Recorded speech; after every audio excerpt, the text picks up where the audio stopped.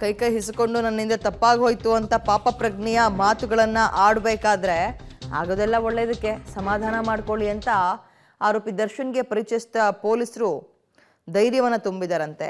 ಮಗದೊಂದು ಕಡೆ ಜೀವನದಲ್ಲಿ ಇದು ಬ್ಲ್ಯಾಕ್ ಮಾರ್ಕ್ ಆಗಿಬಿಡುತ್ತೆ, ಕಪ್ಪು ಚುಕ್ಕಿಯಾಗಿ ಉಳಿದು ಬಿಡುತ್ತೆ. ಒಂದು ವಾರದಲ್ಲಾದ ಬೆಳವಣಿಗೆಯಲ್ಲಿ ದರ್ಶನ್ ಒಂದು ರೀತಿ ಕುಗ್ಗು ಹೋಗ್ಬಿಟ್ಟಿದಾರ ಅಂತ ಪೊಲೀಸ್ ಕಸ್ಟಡಿಯಲ್ಲಿ ಆರೋಪಿ ದರ್ಶನ್ ಕುಗ್ಗಿ ಹೋಗಿದ್ದಾರೆ ಅನ್ನೋ ರೀತಿಯಲ್ಲಿ ಕಾಣಿಸ್ತದೆ ಮೇಲ್ನೋಟಕ್ಕೆ, ಗೊತ್ತಿಲ್ಲ. ಬಟ್ ಮಗದೊಂದು ಕಡೆ ಪೊಲೀಸರು ಇನ್ನೇನು ಹೇಳೋಕ್ಕಾಗುತ್ತೆ, ತಪ್ಪಾಗ್ಬಿಡ್ತು ನನ್ನಿಂದ ಅಂತ ಅಂದಾಗ ಏನು ಮಾಡೋಕ್ಕಾಗಲ್ಲ, ಸಮಾಧಾನ ಮಾಡ್ಕೊಳ್ಳಿ, ಆಗೋದೆಲ್ಲ ಒಳ್ಳೇದಕ್ಕೆ ಅಂತ ಇದೀಗ ಮೇಲ್ನೋಟಕ್ಕೆ ಸಮಾಧಾನ ಮಾಡುವ ಕೆಲಸವನ್ನು ಪೊಲೀಸರು ಮಾಡಿದ್ದಾರೆ. ಫೈನ್, ಇದೀಗ ತನಿಖೆಯನ್ನು ಮುಂದುವರಿಸ್ತಾ ಇದ್ದಾರೆ ಪೊಲೀಸರು. ಎಲ್ಲವೂ ಕೂಡ ಅಂದುಕೊಂಡಂಗೆ ವಿಚಾರಣೆ ಮುಗಿದಿದ್ರೆ ನೆನ್ನೆಗೆ ಪೊಲೀಸ್ ಕಸ್ಟಡಿ ಅಂತ್ಯ ಆಗಬೇಕಾಗಿತ್ತು. ಬಟ್ ಇದೀಗ ಕಸ್ಟಡಿಯನ್ನು ಎಕ್ಸ್ಟೆಂಡ್ ಮಾಡಿದ್ದಾರೆ. ಇದಕ್ಕೆ ಸಂಬಂಧಪಟ್ಟಂತೆ ಹೆಚ್ಚಿನ ಡೀಟೇಲ್ಸನ್ನು ನಮ್ಮ ಪ್ರತಿನಿಧಿ ನಾಗೇಶ್ ನೀಡ್ತಾರೆ. ನಾಗೇಶ್, ತನಿಖೆ ಯಾವ ಸ್ಪೀಡಲ್ಲಿ ಸಾಗ್ತಾ ಇದೆ? ಮಗದೊಂದು ಕಡೆ ಎಲ್ಲೋ ಒಂದು ಕಡೆ ಪಾಪ ಪ್ರಜ್ಞೆ ಕಾಡ್ತಾ ಇದೆ ದರ್ಶನ್ ಅವ್ರಿಗೆ. ಪರಿಚಯಸ್ಥ ಪೊಲೀಸರು ಸಿಕ್ಕಂತಹ ಸಂದರ್ಭದಲ್ಲಿ ನನ್ನಿಂದ ತಪ್ಪಾಗೋಗ್ಬಿಡ್ತು ಅಂತ ಮಾತಾಡ್ತಿದ್ದಾರೇನೋ ಮಾಹಿತಿ, ಡೀಟೇಲ್ಸ್ ಏನಿದೆ?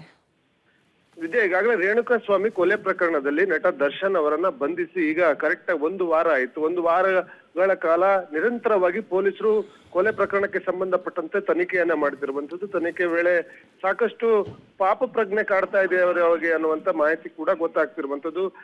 ಕಂಡ ಪರಿಚಯಸ್ಥ ಪೊಲೀಸರು ಬಂದಂತ ಸಂದರ್ಭದಲ್ಲಿ ತಪ್ಪಾಗೋಯ್ತು ಸರ್ ಅನ್ನುವಂತ ಮಾತನ್ನ ಹೇಳುವ ಮೂಲಕ ಅವರಿಗೆ ಸಾಕಷ್ಟು ಬಾರಿ ಇದೇ ಮಾತನ್ನ ಹೇಳ್ತಾರೆ. ಯಾರು ಪರಿಚಯಸ್ಥರು ಅವರಿಗೆ ಕಂಡ್ರು ಕೂಡ ತಪ್ಪಾಯ್ತು, ತಪ್ಪು ಮಾಡ್ಬಿಟ್ಟೆ, ಮಾಡಬಾರ್ದಾಯ್ತು ಅನ್ನುವಂತ ಮಾತುಗಳನ್ನ ಆಡುವ ಮೂಲಕ ಅವರಿಗೆ ಸಾಕಷ್ಟು ಸಮಾಧಾನವನ್ನ ಮಾಡುವ ಕೆಲಸವನ್ನು ಕೂಡ ಪೊಲೀಸರು ಕೂಡ ಮಾಡ್ತಿದ್ದಾರೆ. ಯಾಕಂದ್ರೆ ಆಗೋಯ್ತು, ಏನು ಮಾಡ್ಲಿಕ್ಕಾಗಲ್ಲ, ನೀವು ತನಿಖೆಯನ್ನು ಎದುರಿಸಲೇಬೇಕು, ಮುಂದಾಗುವಂತ ಅದನ್ನ ಎದುರಿಸಲೇಬೇಕು ಅನ್ನುವಂಥದ್ದನ್ನ ಹೇಳಿದಂತ ಸಂದರ್ಭದಲ್ಲಿ ನಟ ದರ್ಶನ್ ಅವರು ಏನ್ ಆಗೋಯ್ತು ಅನ್ನೋದಾದ್ರೆ ಏನ್ ಒಳ್ಳೆ ಕೆಲಸ ಮಾಡಿದ್ರೆ ಸರಿ ಹೋಗ್ತಾ ಇತ್ತು, ಇದ್ಯಾವುದೋ ಈ ಕೆಟ್ಟ ಕೆಲಸದಲ್ಲಿ ಆಡ್ಕೊಂಡು ತಪ್ಪಾಯ್ತು ಅನ್ನುವಂತ ಸಾಕಷ್ಟು ಈ ಒಂದು ತನಿಖೆಯಿಂದ ದರ್ಶನ್ ಅವರು ಕುಗ್ಗಿ ಹೋಗಿದ್ದಾರೆ ಅನ್ನುವಂಥದ್ದು ಈ ಒಂದು ಅವರ ಮಾತುಗಳಿಂದ ಗೊತ್ತಾಗ್ತಾ ಇರುವಂತದ್ದು.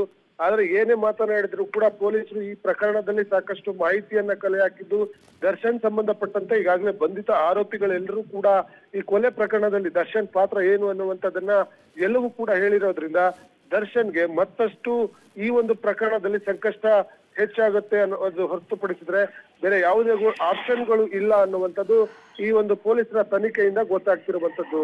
ವಿದ್ಯಾ, ಓಕೆ, ಥ್ಯಾಂಕ್ ಯು ತಮ್ಮ ಡೀಟೇಲ್ಸ್ಗೆ.